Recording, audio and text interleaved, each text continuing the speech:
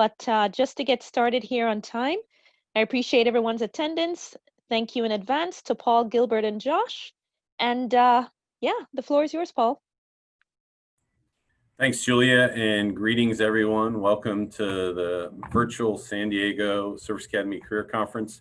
I've got Mike Long with me here as well, sitting in the room, and Mike's going to be able to relay any questions that you have during the chat in the chat window. So if you have any questions along the way, please feel free. Mike's a 95 grad. He's our VP of Franchise Development as well.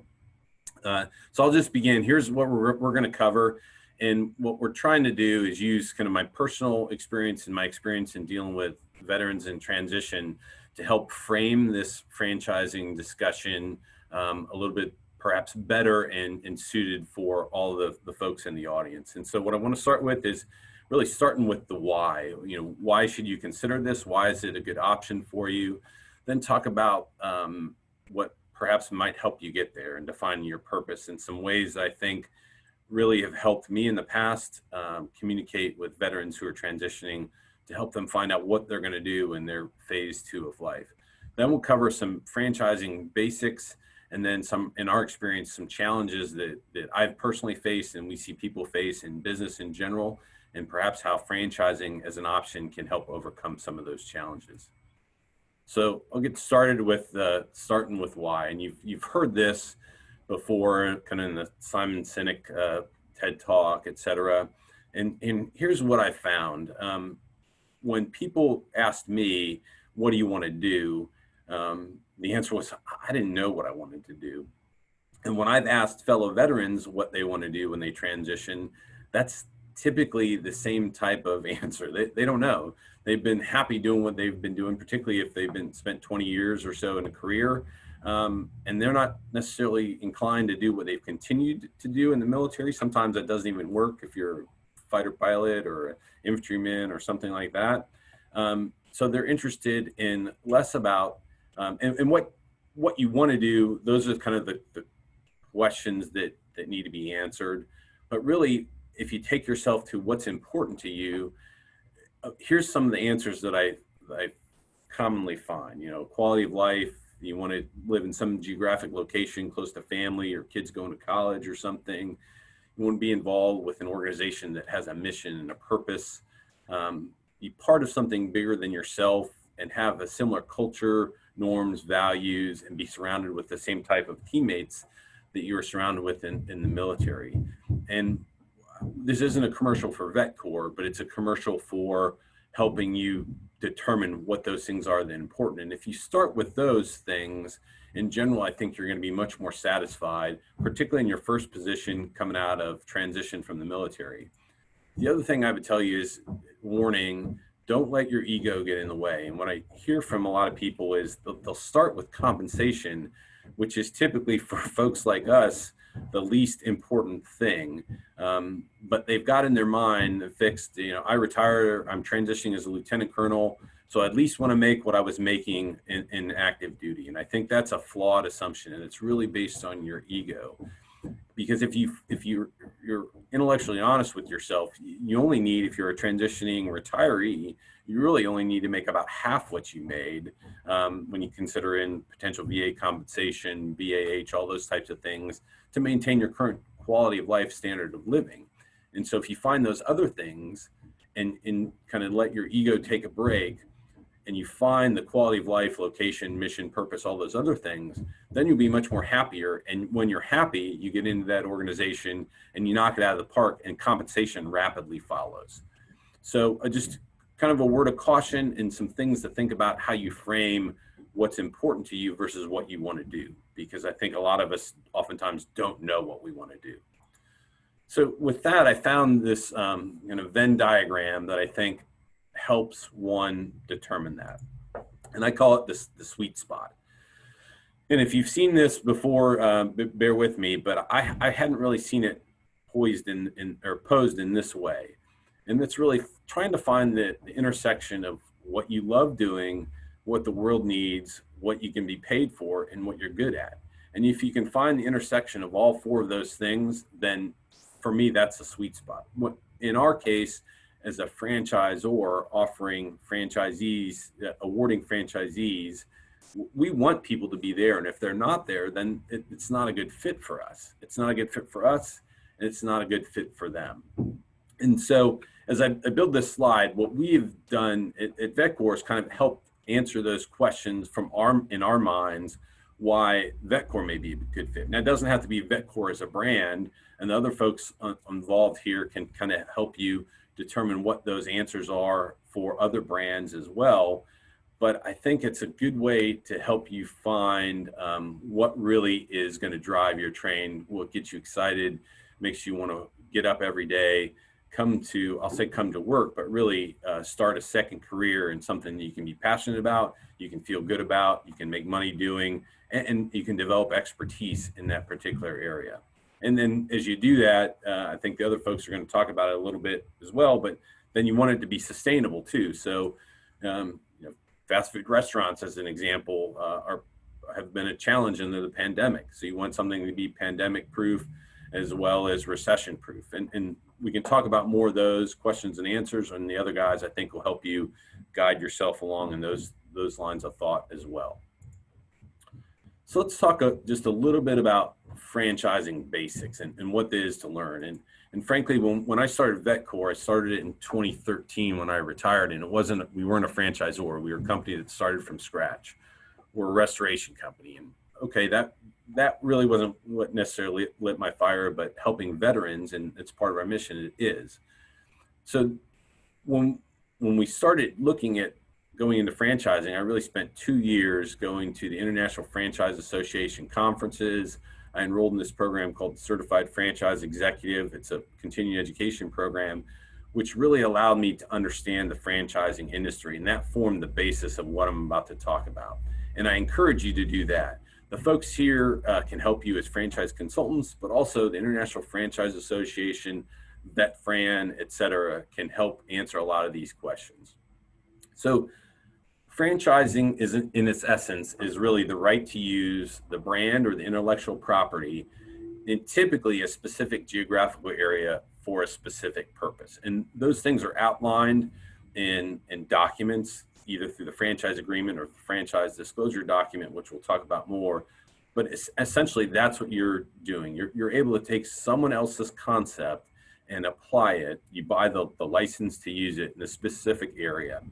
Usually those areas, they can be defined as territories, and they can be protected, exclusive, et cetera. And we're happy to talk to you about any of those. But really, in its essence, that's what franchising is. You're in business for yourself, but not by yourself. So if you're a franchisee in VetCore or any other brand, you don't necessarily report to the CEO of VetCore Franchising. You are the CEO of your own company. You have your own hire and fire decisions, et cetera, but you kind of have left and right limits of what you can do based on brand guidance, based on guidance on the typical services to offer, products to offer, et cetera. But you can always phone a friend, and that friend is the franchisor and the staff that helps you with training, helps you with relationships, either be business development or logistical administrative relationships to help you get the trucks that you need, or the insurance that you need, or the marketing assistance that you need. So I'll give you an example. Mike Long, who's sitting here right next to me, is our Vice President of Franchising, but he is also a franchisee. So he owns VetCore of Sarasota. So Mike started a company called Black Knight Ventures LLC. He is the CEO of Black Knight Ventures, doing business as VetCore of Sarasota. So he owns the opportunity in a specific geographical area, which is Sarasota County, to run the VetCore there, as an example. And so both Mike and I can answer more questions about that specifically, but really that's what it is. As I looked into the franchising and as a franchisor, really to me, I think the essence of franchising is really about training, standardizing, and replicating. And as we moved from being a restoration company to a franchising company, they're really two different industries. We have one aspect of our company that still does restoration. It's the company that I started, and we have 3 offices that do that. And typically, a franchisor will have at least some, and likely the initial one or several offices that prove the concept works, and then they take that and they brand it and then they replicate it. And as I did this and looked at and talked about clients about the opportunity to expand, I said, really, in my mind, it's training, standardizing, and replicating. Well, when you think about it, why do you all make great franchisees? Why do we as veterans make great franchisees? Well, who does training, standardizing, and replicating better than the US military? We're probably the world's leader in those topics, in those areas. But also, we're not necessarily following rote orders. We take kind of commander's intent. We understand purpose, direction, purpose and key tasks, end state, etc., and we can make it better. Franchising also has a lot to do with relationships, as I mentioned. So for businesses, you get connections with other businesses through operations and revenue. So you turn the lights on and you have the potential to earn business right away, as opposed to having to develop the business development, the marketing, the sales relationships when you get started. You also have support, administrative, logistics relationships. So for us, if you start a VetCor franchisee, we introduce you to enterprise fleet management. We are the master lessor. That's where you get your trucks. They come wrapped, they come with ladder racks, they come with all the shelves inside, you know what to do. And then also then you have the opportunity to develop relationships based on the brand that you're kind of inheriting in your own local area. So with chambers of commerce, in our case, insurance agents, other business to business relationships, and business to consumer directly in your area. They come with recipes for success. And when I talk about veterans and hiring veterans, we all have those recipes for success, whether it's a military decision-making process, 5 components to a mission statement, et cetera. The military is really good about that. Well, franchising takes it to another level. You get an operations manual that is kind of like a tax op, if you will, that you get to follow. And you get to follow it, make it better, and continue to do that through a system. And when I say a system, you receive the benefits of lessons learned by your franchisees to the left and to the right. And so if you're in a good system where those franchisees talk to one another, you continue to create lessons learned and continual improvement within your system, and you get the benefit of them, but you're not competing against one another because you have your own practice, you have your own business in your own specific area. And then lastly, the franchise disclosure document. It is a standard federal document that's required, and you'll hear like item 19. Item 19 is paragraph 19 in the franchise disclosure document that covers unit financials, as an example. You need to understand what that document is, and then when I say a document, I mean it's typically 200 plus pages long, and it includes a subset of that is the franchise agreement. But there's plenty of ways you can find those things. There's 2 states that franchise typically nationally, but they require franchisors to file their franchise disclosure documents. So if you're interested in a specific franchise, you can go to one of those state websites, pull out their franchise disclosure document, and you can study it yourself. And you typically want to have someone who's knowledgeable, usually a franchise attorney, review that document with you. Last thing I want to talk about is kind of our experience in the 2 greatest challenges of starting a business, and then how do you overcome them, and specifically, how does a franchise help you overcome them? And that's getting the business and then financing the business. You know, you can make the greatest widget, perform the greatest service on earth, but unless you have a market, you have customers, consumers there, whether it's business to business or business to consumer, until you get the business in the door, you're not making money. And it's the hardest thing I found. And typically in the military, it's one of the things that we're not really good at is marketing and sales, because it's different. We haven't had to do that. Franchisors come with that brand, those relationships, et cetera. And then lastly, financing the business. Oftentimes we're criticized because we haven't had to manage a profit and loss P&L, understand a balance statement. Well, that's important, particularly when it's your own money. And oftentimes in a successful business, you can outrun your cash flow if you don't understand how that works. In our case, we get a job today, we're typically not paid for 45 days from an insurance carrier. So we have to front that cost for 45 days. Well, if you think about that, the better you do, the more jobs you get, the more overtime you're creating, well, the more of that cash you have to carry for that time period. And by understanding that model up front, that allows you to succeed and then plan for that through lines of credit, franchising, help from the franchisor, or other financing opportunities. So with that, I'm going to transition it over to Gilbert, and I think he's going to take the baton from here, but we're available, standing by for any questions you may have, and certainly any follow-ups by connecting directly with us, either on social media, through email, or give us a call. Thanks very much. Gilbert, over to you. Thanks, Paul.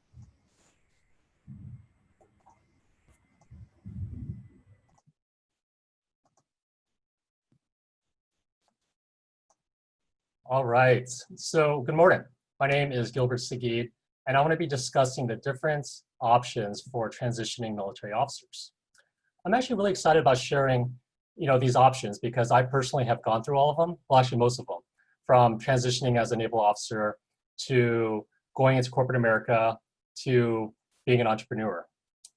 And, a little bit about myself. I'm a former Navy SWO, surface warfare officer. So I had time on amphibs and also coastal riverine security forces. As you can see in my background, I'm also a USC Trojan and a USD Torero. But really what I discovered, and it took about, a while to realize what my passion was. And I love what Paul shared about passion and getting rid of your ego.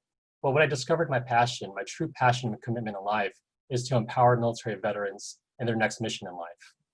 And I'm really fortunate to be able to do that with the two businesses that I have, with Veterans Franchise Group, and also have a recruiting company.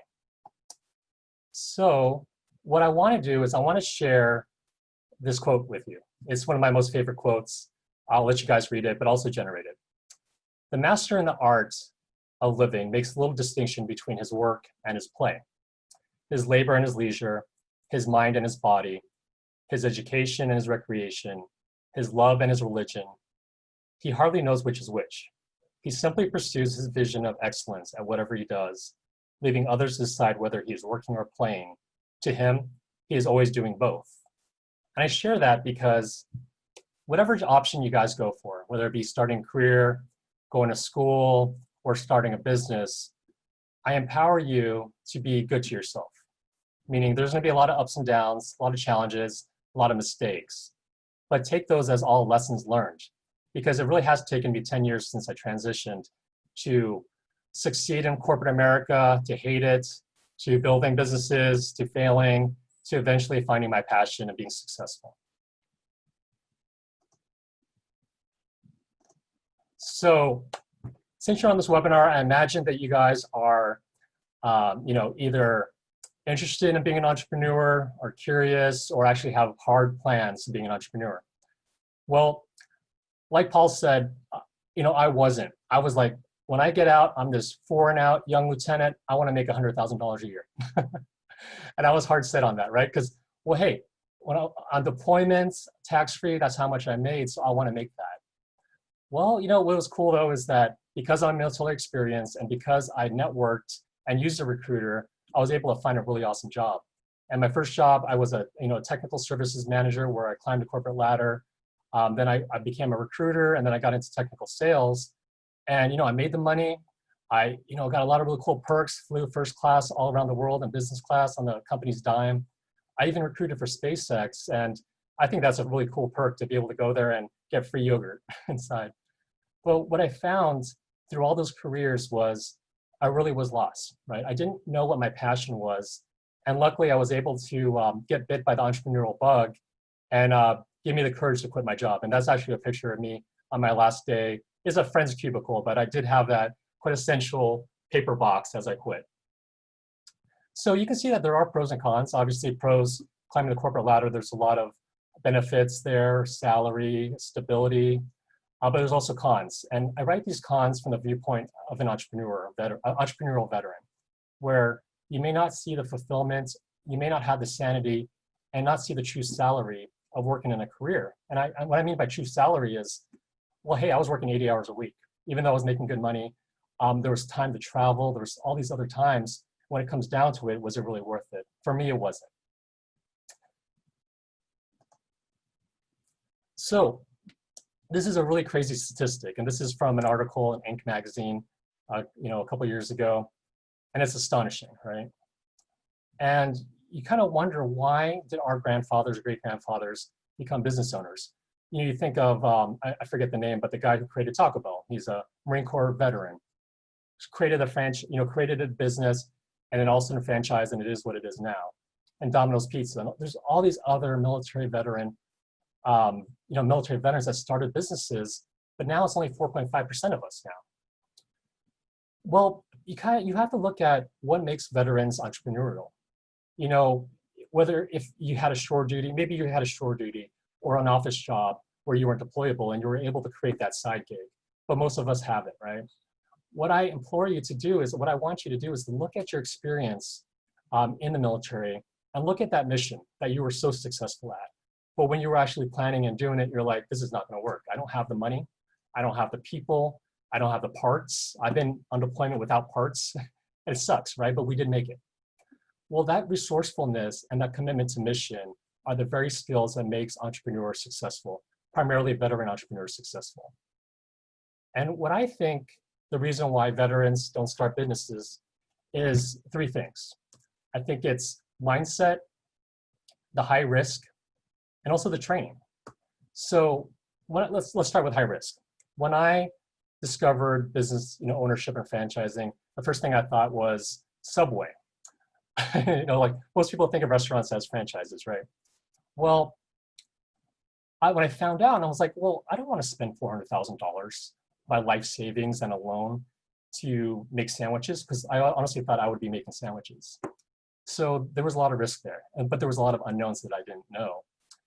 And also, when it comes to training, think about it right now. If you're transitioning out of the military, there's a lot of training on how to write a resume, a lot of training on how to find a job, and there's a lot of training on how to do the GMAT and get into grad school.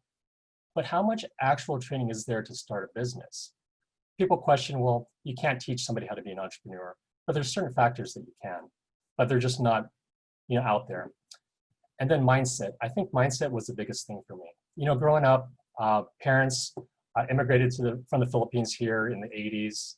I'm first generation American. My mindset was, hey, I'm gonna be successful because I'm gonna go to college, I'm gonna go in the military, I'm gonna go get a job for 40 years, which my dad just retired from a job for 35 years, and then I'm gonna retire, and then I'm gonna have fun. Well, you really gotta shift that mindset if you wanna be an entrepreneur. And these are the three books that really propelled me to seeing that mindset. So let's say you now want to be a business owner, right? Whether it be right off the bat or after a career and you want to start a business. Well, there's three options, right? You can start a business, buy a business, or start a franchise. What I see starting a business, and this comes from my experiences, it's high risk, high cost, but very high reward, right? And there's ways to mitigate that high cost and high risk as well. But basically, the way I say that it's a high risk and high cost because it's your baby, it's your idea, it's that pain that you're gonna relieve for your customer base, and you just know it's gonna happen. It's like you already have the end state in mind that it's already a done deal, it's successful. But what comes along with that is, well, I'm gonna spend my life savings until that happens, right? I got that goal in mind, it does not matter, I will not fail because I'm a military veteran, I do not fail. Yeah, that's where the ego comes in mind, right? Where you gotta look at help and resources and stuff like that. So how do you do it? There's different ways, creating a startup, whatever it is. But what I like are these two core components, the business model canvas. If you haven't gone to business school and you haven't seen it, I recommend you Google it. The days of writing a business plan really has been put to the side, but really looking at the building blocks of having a successful business. And this, what I see on the screen, what I show you on the screen is just a certain component of it. But a lot of times we're so stuck on the value proposition, right? Identifying that pain, being able to fix that pain with your idea. But we soon forget, like, who's my customer segment? Like, who am I actually gonna sell my stuff to, and are they willing to buy? What relationships I'm gonna be building, the channels, the activities, things like that. So when I started, my first business venture there was a pain. When I was working in corporate America, I had to wear suits and dress shirts and stuff like that. And I was that guy, I don't know what you want to call me, but the first year I wore shirt stays. And we all know the pain of how uncomfortable, how painful when they pull your hairs. So I came up with an idea to fill that pain was creating a belt with textures on both sides. That way it creates that friction to keep your shirt tucked in. Well, I had the pain point and I thought I had a value proposition, but everything else I didn't really know about. And all I did was spend my time creating an LC, creating a website, all the things that were not gonna make my business go forward. And so you can see how a business model canvas will be very powerful for you. And then the next thing is effectual causal reasoning. There's this paper Sarah Sarvasi wrote from the Darden School of Business. And it's really awesome. It talks about how successful entrepreneurs have effectual reasoning.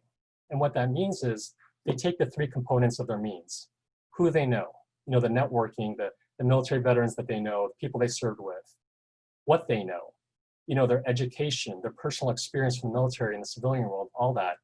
And most importantly, who they are. Who they are is somebody who's passionate about serving others or doing whatever it is. When you take those three components and then create a business and a goal in mind, that's where entrepreneurs are more successful, because you're able to pivot. You're not attached to the end state, versus causal reasoning, which is I have a goal in mind and I just got to figure it out. So take a look at that, and I think you get a lot out of those two components. All right, second component. Second option is going to be buy a business. Well, this is the quick and dirty. If you don't have an idea, just go buy it, right? If like let's say Paul's willing to sell his whole company, not just a franchise, but the whole company, he can do it. Well, there is pros and cons here where, yes, there's transparency. Now you get to look at their P&Ls and their data for all the years that they were in business. And so that's great to have that transparency. You know what your bottom line is, how much you'll be making. Let's say the company was bringing in $100,000 a year, bottom line EBIT. Well, what they're going to do most likely is they're going to sell it for 3 times that amount. They're going to sell it for $300,000 because you're bringing in that revenue. The con, though, is you really got to dig in deep and see, well, what's the integrity of the owner? And what I mean by integrity is everything whole. I'm not saying that they're lying, but most entrepreneurs, they get really creative with their accounting practices.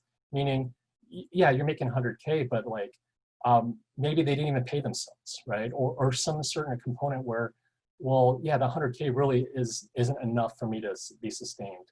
So what you're dealing with is really high costs, because some businesses will sell for $1 million and whatnot. So it's kind of a higher barrier of entry. But the how, there's brokers that do that will help you through the whole financials to figure out the right business.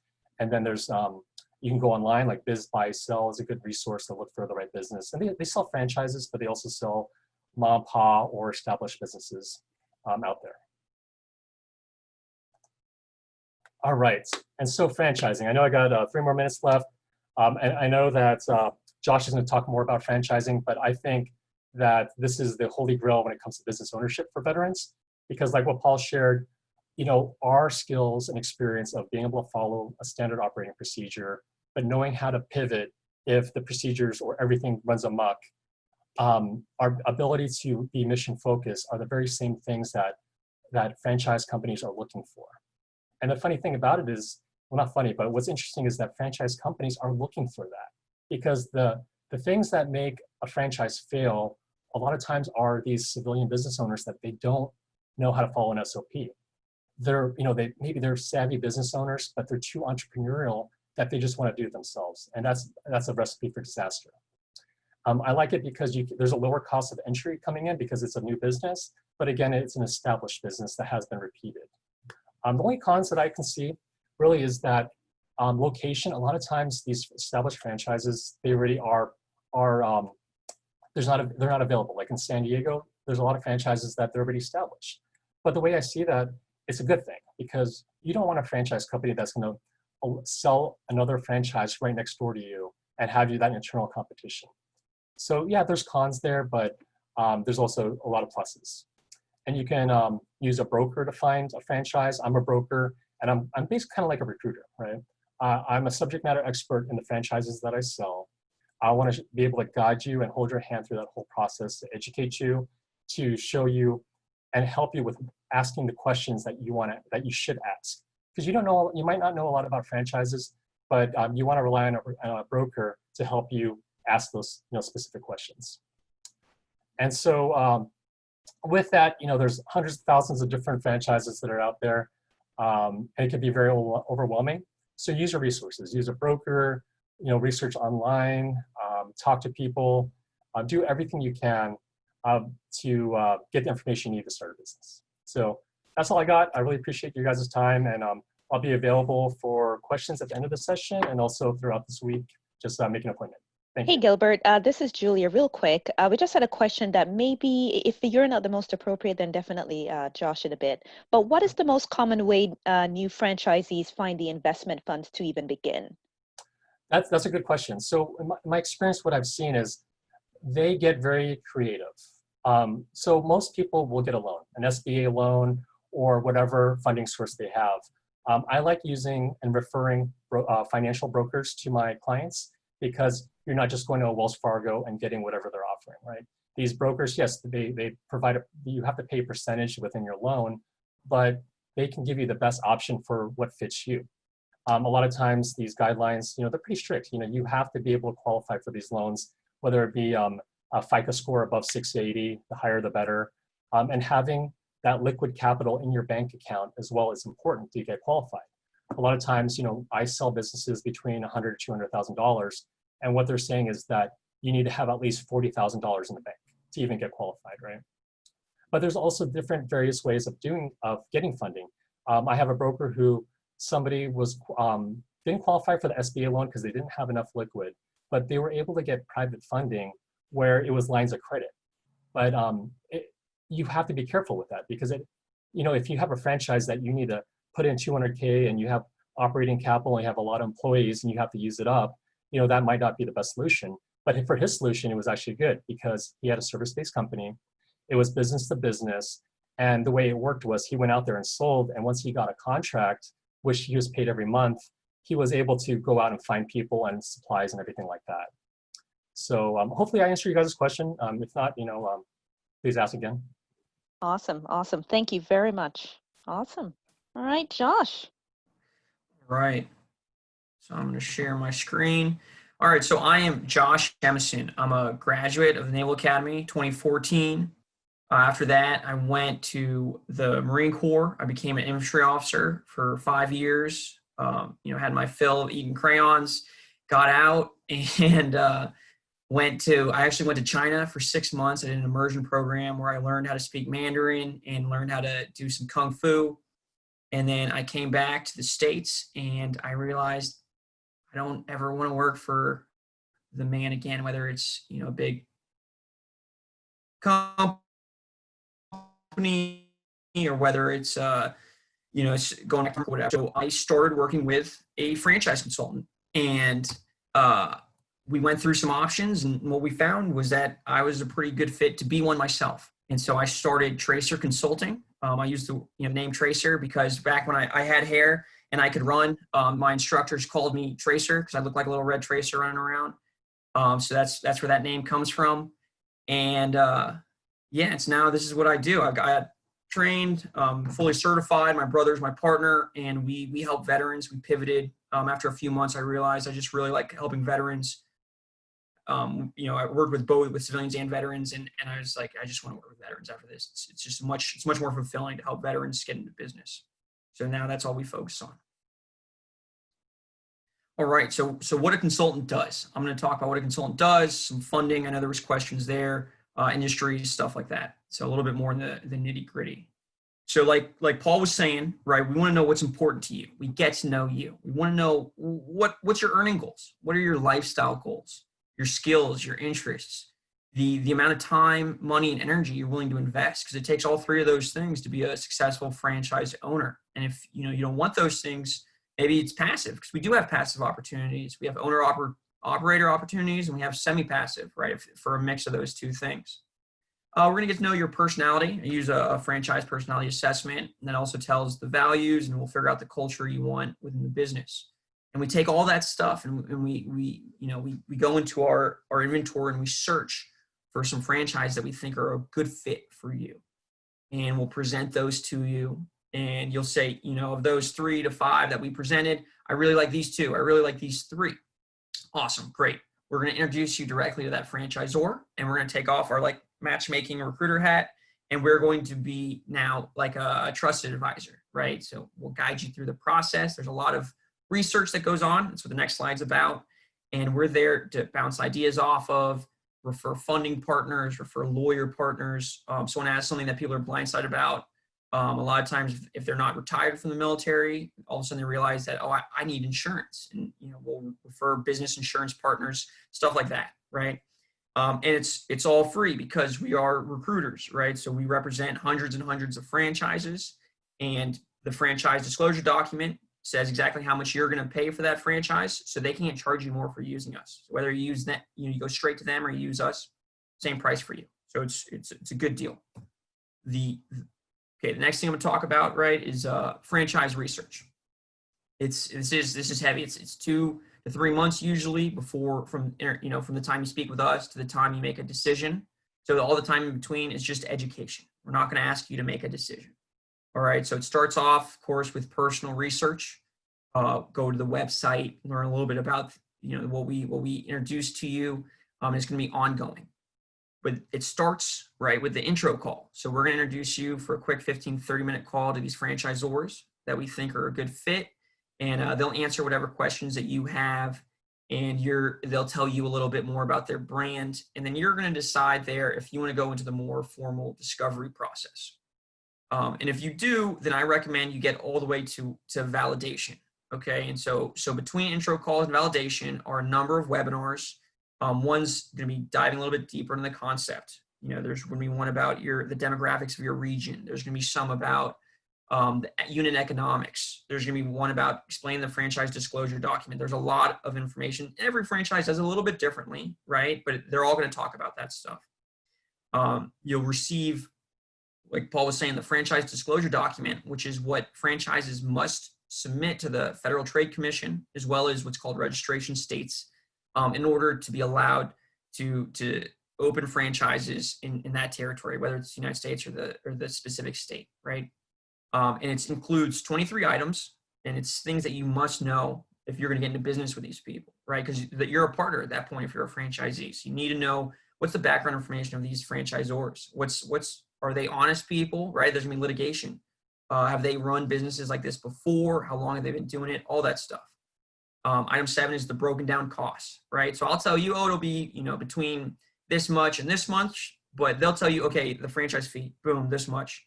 The lease, is going to be, this is the low for what leases are. This is the high, right? The high is Manhattan, New York, and the low's Manhattan, Kentucky, right? Or whatever. And then you're going to go and it's going to have the sign in front of your shop. It's going to be between this much and this much. Working capital between this much and this much, because you need working capital because you're not going to get, you're not going to become profitable the day you open. And so you're going to have a really good idea within that of how much it's going to cost to open this business and get hopefully to break even. Average earnings, like Paul was saying, item 19, so you can have an idea of what the average owner is making. The financial standing of the franchisor, that's important. An example franchise agreement, that's something I recommend you take to a franchise lawyer. I refer a Naval Academy grad. He flew jets in the 80s. He's been a small business lawyer since the 90s, and he's seen countless franchise agreements. So he can really help you there. And lastly, it's acknowledgement of receipt.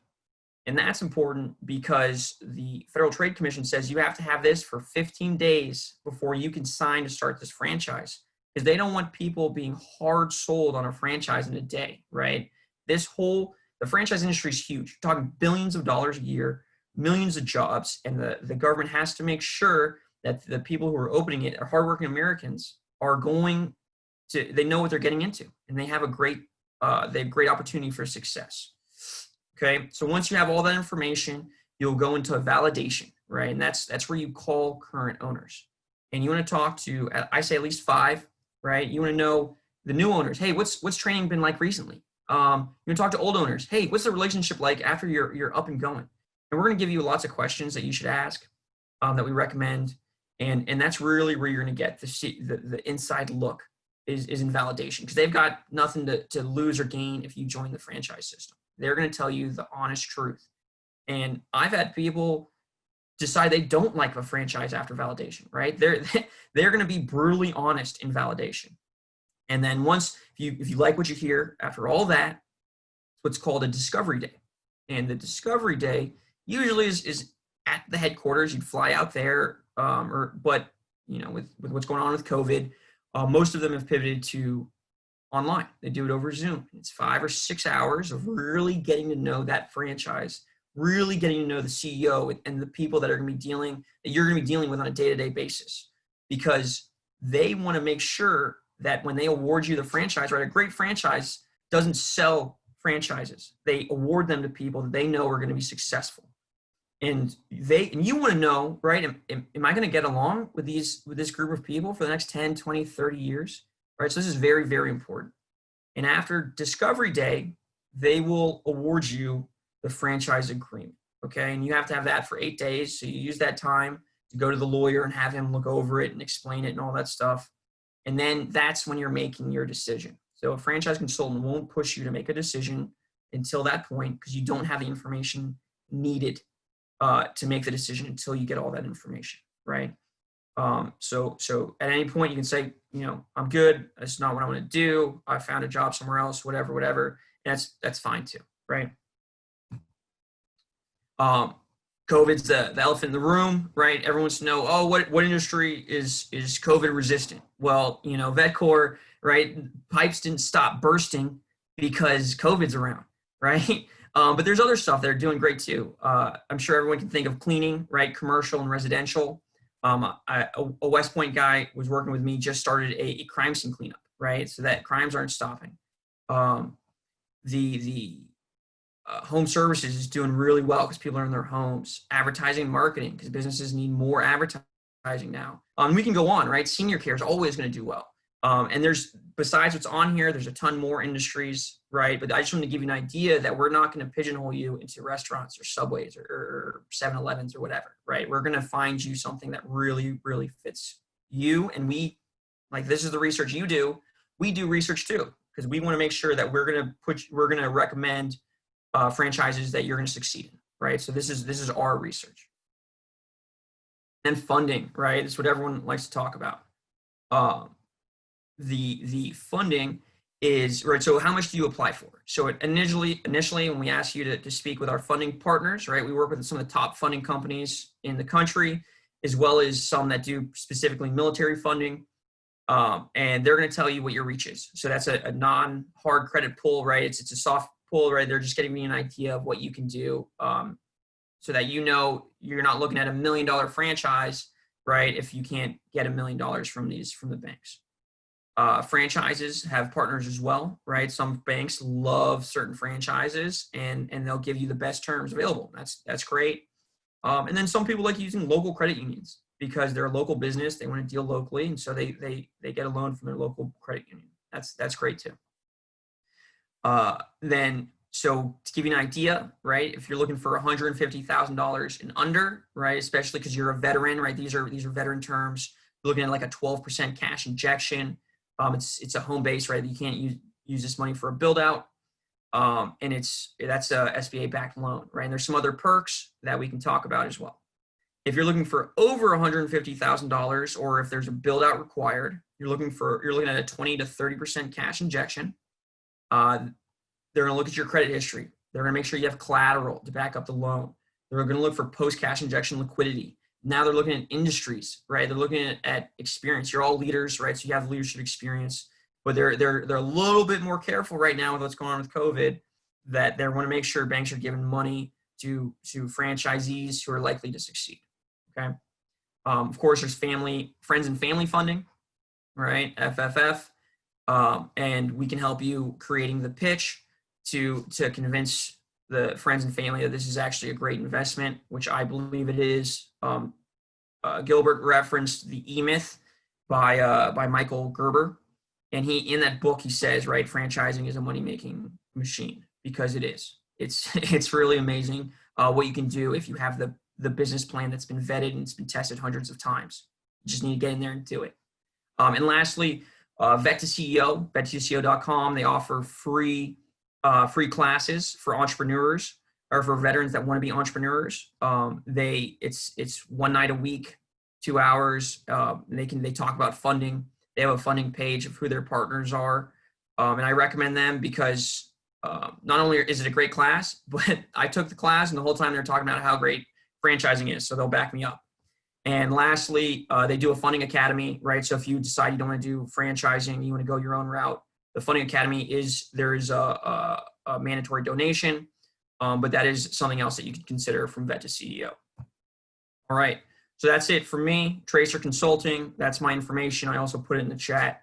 I'd love to speak with you either at the SACC or anytime outside the SACC. Me or my brother will speak to you. And if there's any questions, let's start looking and see if we can address those. We might be at time. Hey, Josh, this is Julia. We were asking, we had a nice little chat going on there in the in the chat window there, and a few questions we posed in there just to get some of the specifics there. I asked Gilbert earlier on what were some of the main types of businesses, for example, that some of your prospective clients are looking into, and we got a few bits of insight there. Do you have any to share on that, or you kind of went over the whole? Yeah. The best franchise is the franchise that fits you, right? Gotcha. I'm not going to name names, right? There's obviously industries I'm not going to recommend, right? I'm not going to recommend you become a travel agent right now, unless you really, really want to. But for the most part, there's a lot of industries that are doing well. Even some people are opening gyms because it takes 9 months to construct a gym, and they think that COVID's gonna be gone by then.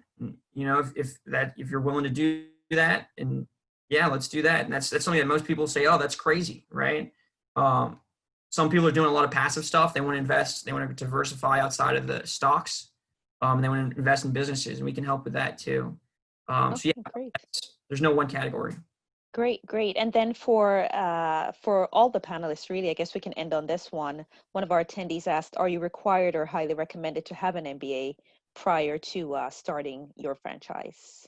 Feel free to chime in. Absolutely not. Absolutely not. The franchises want someone who's going to follow the model, someone who's a good leader. And most of them don't like people with industry experience because you're going to try and inject your bad habit or your old habits, not necessarily bad habits, when they just want you to follow their model, right? So an MBA is not needed at all. And feel free, anyone else. Yeah, I took like a little mini MBA when I was in grad school, fully funded on active duty. Some of that's helped me a little bit, particularly on the financial side. And probably the best class I ever took in that MBA program was a class on negotiations. But the formality of having an MBA, I don't think is important. The other thing, Julia, I just wanted to add, and Josh, I think Josh and Gilbert both did a great job in talking about this. Just because you're interested in an industry, let's say, you're really into physical fitness, doesn't necessarily mean you want to focus on a gym, for example, as a franchise, because you're going to be working on the business, not in the business as a business owner. Now, certainly, I think culturally, norms and values and all that stuff has to be something that excites you. But as the franchise owner, depending on whether you're an owner operator or how much you get involved in the business, sometimes, and people in the franchise industry will tell you that sometimes it's really bad if it's a gym that you're interested in because you like working out, you get too involved in the aspect of running the business instead of working on the business. So not necessarily something that you need to look at. I think it's probably more important about the cultures, norms, and values of the brand itself. I agree with Josh and Paul. With an MBA, that's the good thing about starting a business, a franchise business, because you get the support, you get the training. Not only do you get the initial training when you first start up, but also the opening. But you have that consistent training to make sure that you're fully aware and successful in your business, whether it's accounting, whether it's operations management, the whole nine. They have that proven success and recipe on how to do it. So an MBA definitely is not required. It may help you along with understanding, accounting management and stuff like that, but it's definitely not needed. All right, perfect. Well, I want to thank you all very much. I think this has been an absolutely fantastic topic. First of all, especially in these days, the things, everything that's going on. Obviously, with COVID, there's always opportunity, though. In a crisis situation, I know I myself have pestered Paul a million times. Every time I see him, hey, just keep a space for me there with VetCorps as a former engineer officer as well. It's a fantastic organization. I'm very happy to see that grads like you all and other military service members continue to do well, really, no matter what path you take. So I really appreciate it. Paul, Gilbert, Josh, thank you for your time. And looking forward to chatting with you all later on Friday. Awesome. Have Thank a you. great day, all. And thank you, attendees. See you Friday. Bye. Thanks, everybody. Thanks, everyone. Have a great one. Bye.